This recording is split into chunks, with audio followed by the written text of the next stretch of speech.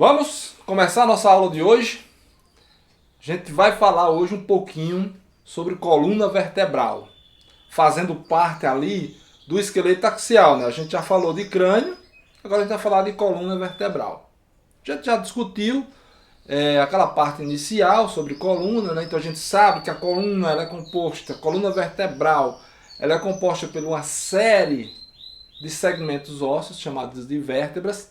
Nós sabemos que cada vértebra, isso num tetrápode superior, né, no mamífero, por exemplo, cada vértebra ela recebe um nome de acordo com a região que ela está. Então nós temos segmentos de regiões de vértebra, ou seja, cervical, torácico, lombar, sacral e coxígeo, dependendo do local onde ela esteja, né? Nós sabemos já que cada vértebra recebe um nome e muitas vezes está ligado à região em que ela se encontra. Então eu tenho ali na região cervical, eu tenho no mamífero 7 vértebras, né, caracterizadas pela letra C, C maiúsculo. Então C1, C2, C3, C4, C5, C6, C7, sendo que C1 e C2 têm nomes específicos, né? Eu posso chamá-las de atlas C1 e axis C2, tá? Torácicas, representada pela letra T maiúsculo, T1, T2, T3, T4 e assim por diante. Lombar, L maiúsculo, L1, L2, L3, L4, L5, e aí vai. Sacral, S maiúsculo, S1, S2, S3, S4, S5. E coxígeo, Czinho, Czinho, C minúsculo, C minúsculo, tá? 2 Cs. CC1, CC2, CC3, CC4, CC5, CC6, CC7, até onde for, né? Dependendo do tamanho da cauda do animal. CC é coxígeo, geralmente está relacionado à cauda do animal. A vértebra, ela surge a partir da notocorda. A notocorda é aquele tecido mais denso, né, que serve para dar estrutura ao corpo, que depois é substituído por tecido ósseo. Então ela surge ali na notocorda, através do pleurocentro e do intercentro. Já são formações ósseas que vão receber calcificações. Então, o surgimento da vértebra, eu tenho o pleurocentro e o intercentro, onde o pleurocentro vai dar origem ao corpo da célula e o intercentro normalmente dá origem ao disco intervertebral, junto com algumas estruturas ali da notocorda ainda. E outra formação é o arco neural, no caso dos quadrúpedes, na superfície mais dorsal, né? O arco neural e o arco emal na superfície mais ventral. O arco neural vai dar justamente proteção ao tecido nervoso, a medula espinal. E o arco emal, embaixo, vai dar suporte e proteção a vasos sanguíneos, aos vasos mais importantes. Show? Essas estruturas tendem a aumentar, né, vai literalmente se incorporando ali a notocorda vai desaparecendo e vai ficando somente a estrutura óssea das vértebras.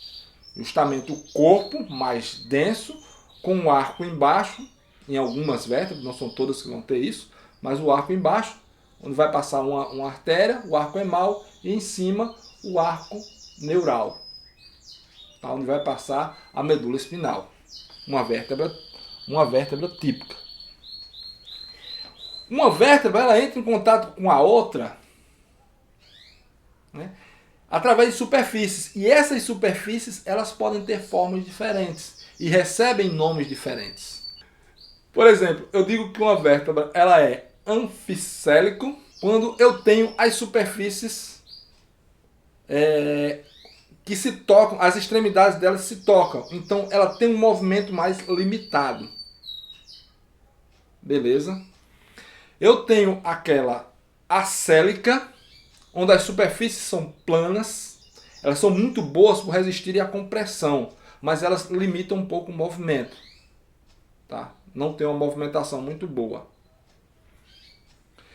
Eu tenho as procélicas, ok? Que elas têm uma superfície côncava na parte mais cranial e convexa na parte mais caudal. Elas têm permitem movimentação em várias direções, porque é isso aqui, ó. Uma é assim, outra é aqui. Então elas permitem um movimento em várias direções. Tem uma maior mobilidade. Eu tenho a opistocélia, que é justamente o contrário. É uma parte convexa cranialmente e outra côncava caudalmente. Também permite esse movimento mais amplo, né? Tanto dorsal como lateral. E eu tenho a heterocélica, que permite movimentações verticais e laterais, mas ela impede um pouco a rotação da coluna. Tá? Ela trava um pouco a rotação. Permite esse movimento, mas impede esse movimento de rotação da coluna. Porque é importante essa caracterização, é importante você saber dessas superfícies articulares, porque isso muitas vezes caracterizam o gênero de determinada espécie. De repente você encontrou, você quer classificar aquela espécie como um gênero qualquer, como a gente utiliza muito a morfologia, as superfícies articulares das vértebras, de acordo com a sua concavidade ou não, ela pode já direcionar para um determinado grupo de seres, tá? Para uma determinada classe. Então é importante. Essas vértebras, elas tendem a ter projeções. Eu tenho um corpozão ali, mais sólido, mas a partir do corpo saem projeções. A gente já viu que sai o arco emal e o arco neural, mas ainda saem projeções laterais. Tá?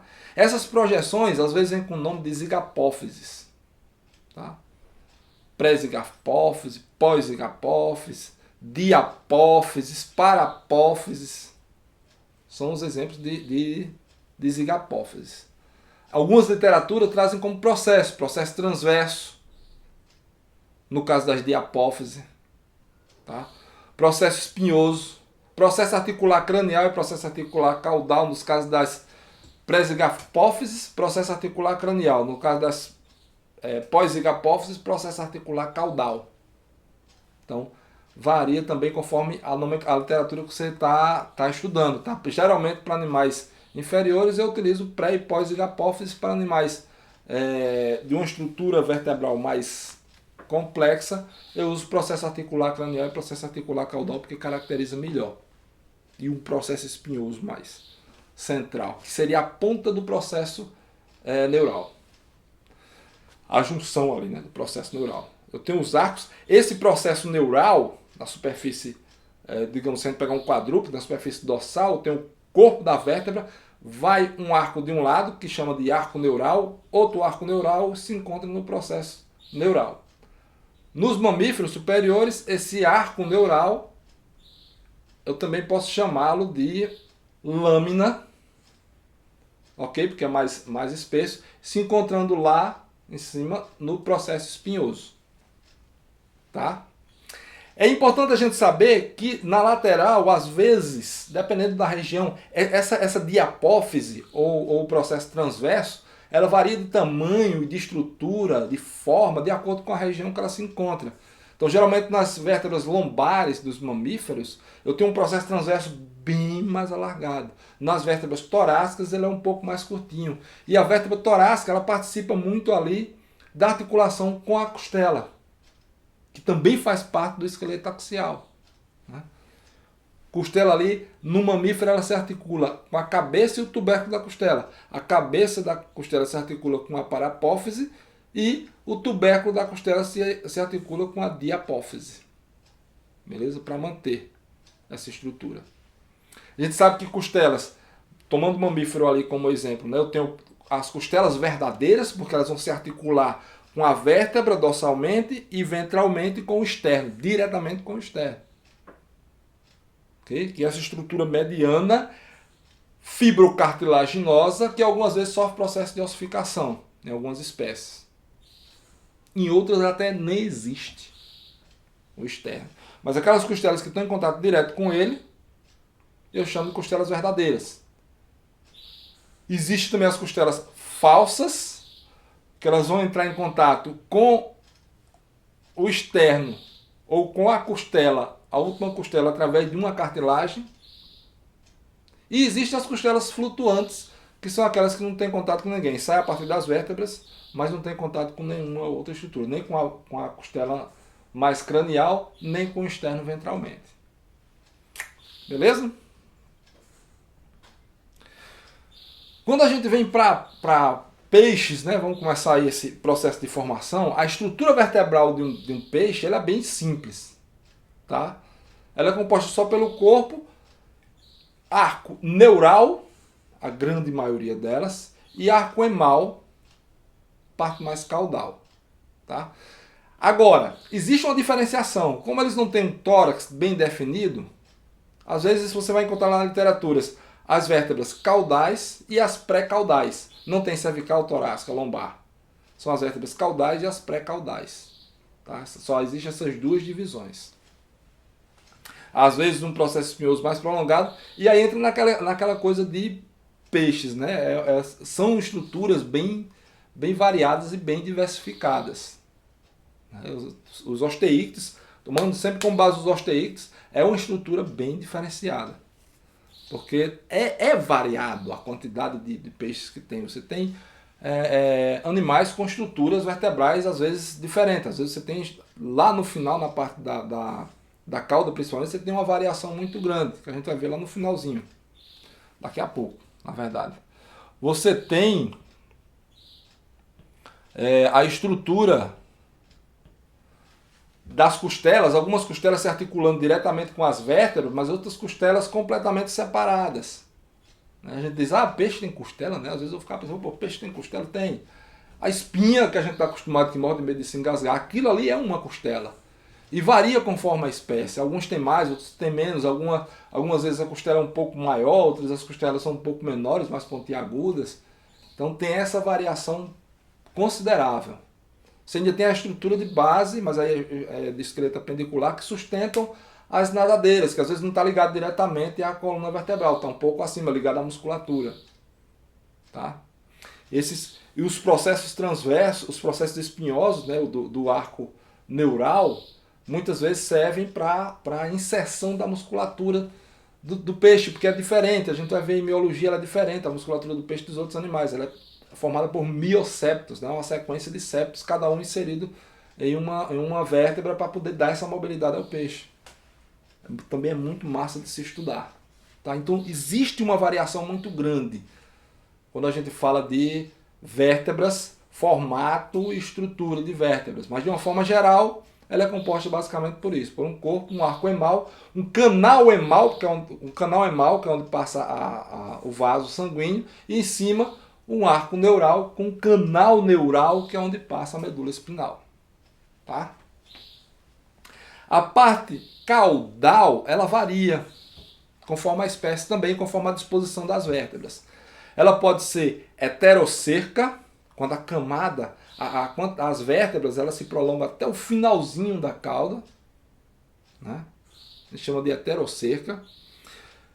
Eu chamo de homocerca, quando ela para antes da cauda, da superfície mais ali radiada, né? Ela para antes da cauda, mas todos os raios elas partem da mesma estrutura aqui. Ou ela pode ser dificerca, tá? Quando termina antes e os raios saem tanto da superfície dorsal quanto da superfície ventral, formando ali uma espécie de leque, né? Então, a medula ela termina, a coluna espinhal ela termina um pouquinho antes. Se a gente for falar de anfíbios, né? Os anfíbios de uma forma geral, a gente já viu que ali no crânio eles deram uma simplificada na estrutura craniana e na estrutura do esqueleto axial, continuando ali o esqueleto axial, também há uma simplicidade. A gente tem ali de 8 a 9 vértebras no todo. Né? A região cervical praticamente não existe, por isso que ele tem pouca movimentação. Porque a cintura escapular, cintura peitoral, já é muito próxima ali da região craniana. E as vértebras são bem simplificadas, caracterizadas por processos transversos maiores e praticamente iguais. Né? Não há uma diferenciação muito grande como há em mamíferos, por exemplo. Então, de certa forma, há uma simplicidade maior nessa questão das vértebras dos anfíbios. Se a gente tomando um anfíbio como o anuro, tá? Como exemplo. Entrando no mundo dos répteis, aí a coisa dá uma misturada, porque existe uma diferença de formações, diferentes formações da coluna vertebral. Eu tenho desde as colunas completamente completas, né, com região cervical, torácica, lombar, sacral, coxígea, como no caso dos crocodilianos, alguns lagartos, etc e tal. E eu tenho algumas regiões que são que não são caracterizadas, como as das serpentes. E principalmente porque as serpentes, elas têm costela em basicamente todo o corpo, né? Toda a região mais cranial, a cloaca, eu tenho costelas. Então impede de dizer que ali é a região torácica, abdominal, lombar. Meio que se mistura. E uma outra característica desses animais, tanto das serpentes como de alguns lagartos ápodes, é que eles não têm externo, justamente para facilitar essa movimentação e ter uma maior flexibilidade no corpo. Lembrando que uma serpente ela vai engolir uma presa inteira muito grande, então ela precisa que dilate muitas vezes, e o externo ali, juntamente com as costelas ligadas ao externo, dá uma certa limitada nessa dilatação. A gente tem os testudines, cara, que são bem diferentes. Você vai ter a região cervical com vértebras, mas a região torácica ela já é fundida a carapaça. As vértebras torácicas, as vértebras lombares, as sacrais, o osso da pelve ele é fundido a carapaça. E aí eu tenho as vértebras coxígeas lá no finalzinho. Então essa parte do meio ela é toda fusionada a carapaça. A carapaça era formada por osso dérmico, bem parecido com aquela formação dos ossos cranianos, né? Formada por osso dérmico ali. Então costelas, vértebras, escápula, está tudo aderido ali, tudo fusionado com esses ossos dérmicos, funcionando como uma peça única. Beleza? E eu tenho aqueles lagartos bem diferenciados, aqueles que planam, né? Que achatam o corpo do osso ventralmente, que às vezes as próprias costelas dele, as flutuantes, elas se dilatam mais um pouco, né? Elas conseguem fazer esse movimento de dilatação, de expansão para a lateral, achatando o corpo, transformando o cara num planador, né? Para ele pular de um local para outro e conseguir planar.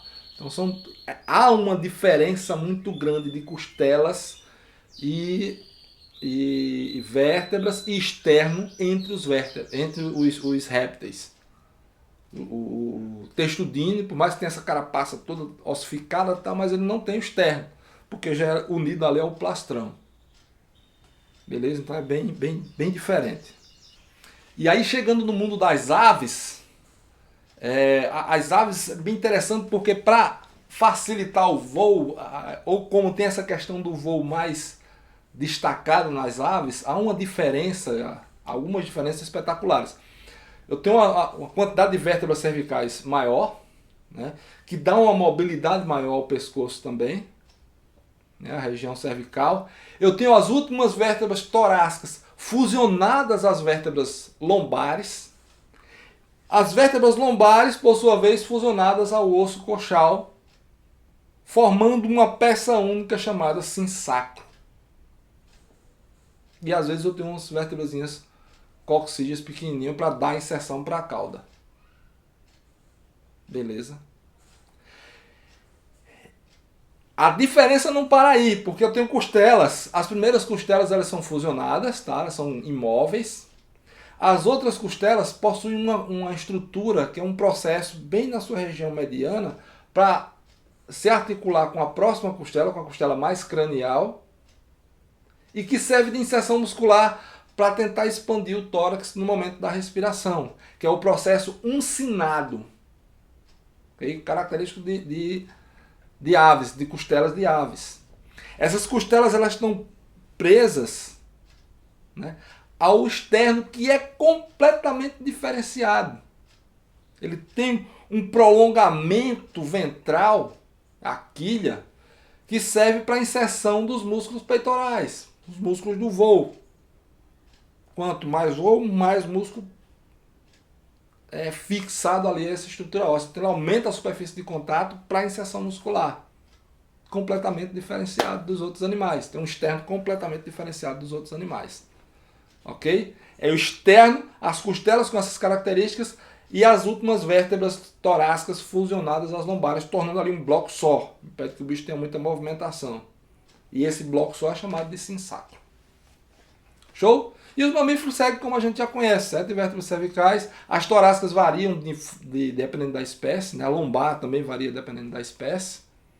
As sacrais geralmente são 5 e as coccígeas também variam dependendo do tamanho da cauda de cada espécie. Aí você diz, assim, uma girafa. Poxa, uma girafa com um pescoço daquele tamanho ali, parecendo ser uma galinha gigante, deve ter muitas vértebras cervicais. Não, são 7 vértebras cervicais. Só que cada vértebra é o tamanho do mundo. Queria tanto uma vértebra cervical de uma girafa. Beleza? Então é isso, galera. Coluna vertebral, se atentar a essas diferenças entre as espécies, tá? Essas nuances de diferença entre as espécies. Apesar de terem evoluído da mesma forma lá do início, você vê que há uma modificação muito grande até chegar em mamíferos. Então existem modificações que são espetaculares, até entre o mesmo grupo, né? A gente vê répteis ali, tem uma diferença muito grande de estruturas, às vezes de uma espécie para outra. De externo, há uma diferença espetacular. Tá? Então fiquem atentos bem a essas diferenças. Show? Então, a aula de hoje fica por aqui. Até a próxima aula.